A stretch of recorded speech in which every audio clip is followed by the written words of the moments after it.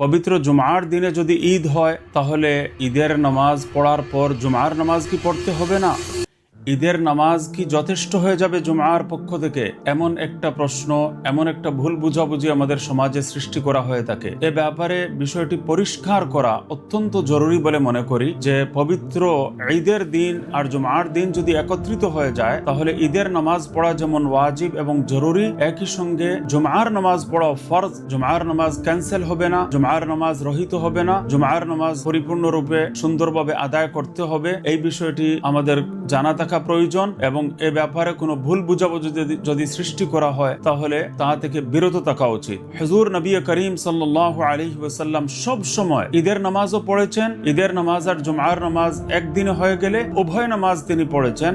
জামিয়া তিরমিজির মধ্যে, নাসাইর মধ্যে, আবু দাউদের মধ্যে বর্ণনাগুলো পাওয়া যায় যে প্রিয় নবী সাল্লাল্লাহু আলাইহি ওয়াসাল্লাম ঈদের দিনে প্রথমে সূরাতুল আ'লা তিলাওয়াত করেছেন আর এরপরে সূরা গাশিয়াহ তিলাওয়াত করেছেন। আবার বলেছেন রুবামা ইজতামা ফি ইয়াউমিন ওয়াহিদ, যখন যখন একদিনের মধ্যে এই উভয় নামাজ একত্রিত হয়েছে উভয় নামাজে তিনি একই কিরাত পাঠ করেছেন। এর দ্বারা বোঝা যায় প্রিয় নবী সাল্লাল্লাহু আলাইহি ওয়াসাল্লাম ঈদের নামাজ এবং জুমার নামাজ নিজে পড়েছেন। হ্যাঁ, একখানা হাদিস দ্বারা একটা ভুল বুঝাবুঝি সৃষ্টি হয়ে যায়। তিনি বলেছিলেন যে যারা জুমা পড়তে চাও তারা থেকে যেতে পারো, অবস্থান করতে পারো মসজিদে, এবং যারা চলে যেতে চাও চলে যেতে পারো। এ ব্যাপারে উলামায়ে কেরাম সুস্পষ্ট ভাষায় ব্যাখ্যার মধ্যে উল্লেখ করেছেন যে যারা গ্রাম থেকে এসেছিলেন, যারা তাদের উপর যেহেতু জুমা জরুরি নয়, জুমা ফরজ নয়, এমন সব গ্রাম থেকে যারা এসেছিলেন, যে সমস্ত গ্রাম শহরের অনেক বাইরে, শহর থেকে অনেক দূরে, এবং মাসআলাগত দিক থেকে তাদের উপর জুমা ফরজ হয় না, তারা জোহরের নামাজ জুমার পরিবর্তে পড়ে থাকেন, এই সমস্ত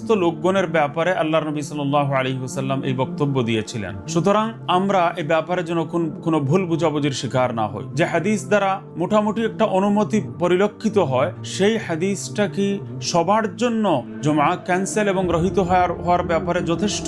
এই বিষয়টি বুঝার জন্য আমি আপনাদেরকে বলবো যে হাদিসের কিতাবের মধ্যে সাইয়্যিদুনা হযরত উসমান রাদিয়াল্লাহু আনহুর সময়ের ঘটনা আমাদের জানতে হবে। হাদিসের মধ্যে বর্ণনা রয়েছে সাইয়্যিদুনা উসমান রাদিয়াল্লাহু আনহুর সঙ্গে সাহাবায়ে কেরাম ছিলেন। তিনি বক্তব্য রেখেছেন জুমার পরে, ঈদুল ফিতরের দিনে জুমা ছিল। তিনি বলেছিলেন যারা গ্রাম থেকে এসেছেন তারা যদি থাকেন জুমা পড়েন তাহলে তারা পড়তে পারেন, আর যদি চলে যান তাহলে একেবারে দূরবর্তী গ্রামে চলে যাওয়ার কারণে যেহেতু তাদের উপর আর জুমা ফরজ নয়, বিধায় জুমার জন্য আবার তাদেরকে ফেরত আসতে হবে না। এই হলো হাদিসের ব্যাখ্যা, এই হলো হাদিসের মর্ম। এই ব্যাপারে আল্লামা হাফিজ ইবনে আব্দুল বার রাহমাতুল্লাহি আলাইহির বক্তব্য রয়েছে, অন্যান্য ফুকাহা ইমাম নববী রাহমাতুল্লাহি আলাইহির বক্তব্য রয়েছে, এবং উলামায়ে কেরাম স্পষ্ট ভাষায় বলেছেন যে আল্লাহর নবী সাল্লাল্লাহু আলাইহি ওয়াসাল্লাম যে হাদিসের মধ্যে ইজাজত দিয়েছেন সেটা ছিল শুধু গ্রামবাসীদের জন্য, এবং নিজে বলছেন যে আমরা তো জুমা পড়নেওয়ালাদের অন্তর্ভুক্ত, আমরা নিজেরা জুমা পড়বো। নিজে জুমা পড়েছেন, মদিনাবাসী জুমা পড়েছেন, সাহাবায়ে কেরাম জুমা পড়েছেন এবং ঈদের নামাজও পড়েছেন। তারা জুমা কখনো বাদ দেননি। আর বাদ দেওয়ার যে পারমিশনের যে শব্দ আমরা হাদিসের মধ্যে পাই সেটা ছিল গ্রাম থেকে আগত যাদের উপর জুমা এমনিতেই ফরজ নয় তাদের জন্য। তাদের ব্যাপারে বলেছেন যে যদি তোমরা অবস্থান করো তাহলে তোমরাও জুমা পড়বে, আর যদি চলে যাও গ্রামে তাহলে ফেরত আবার জুমার জন্য তোমাদেরকে আসতে হবে না। এই হলো হাদিসের ব্যাখ্যা, আর এই হলো উলামায়ে ইসলামের বক্তব্য, সাহাবায়ে কেরামের ব্যাখ্যা। তো হাদিস আমরা বেশি বুঝি না সাহাবায়ে কেরাম বেশি বুঝেন?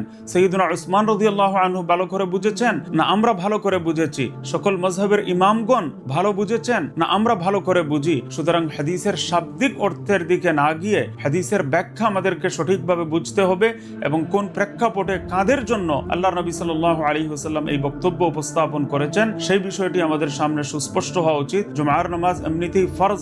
উলামায়ে কেরাম আশ্চর্যান্বিত হয়ে বলেছেন যে একটা ফরজ নামাজ, ফরজে আইন, ফরজুন আলা কুল্লি, ফরজু আইনিন আলা কুল্লি মুসলিম, সকল মুসলমানের উপর যে নামাজ ফরজে আইন, কোরআন দ্বারা যার ফরজ হওয়া প্রমাণিত, সেই নামাজ কোনোভাবেই ক্যান্সেল হতে পারে না, সেই নামাজ থেকে মুক্তি কোনোভাবেই অর্জন হতে পারে না।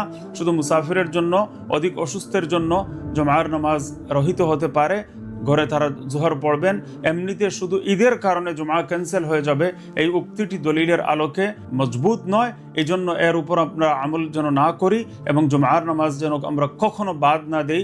আল্লাহ তাআলা আমাদেরকে সঠিক কথা সঠিকভাবে বুঝবার যেন তৌফিক দান করেন। জাযাকুমুল্লাহু খাইরান। আসসালামু আলাইকুম ওয়া রাহমাতুল্লাহি ওয়া বারাকাতুহু।